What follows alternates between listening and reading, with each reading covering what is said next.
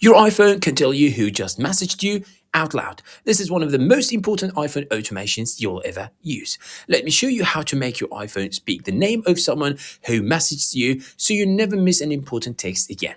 First, open the Shortcuts app on your iPhone. At the bottom, tap on Automation. Now tap the plus icon in the top right corner and choose Create Personal Automation. Scroll down and tap on Message. Tap on Sender and choose the contact you want. For example, I'll pick John. After selecting the contact, tap Done. Now make sure Run Immediately is selected, then tap Next.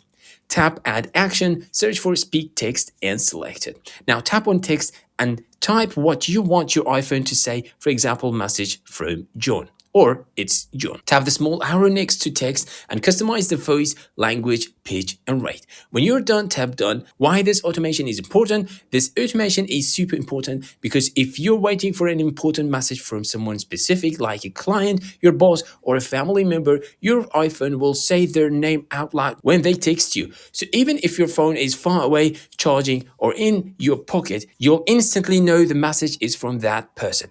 If this helped, you don't forget to like the video and subscribe for more powerful iPhone tips. Your iPhone is way more powerful than you think.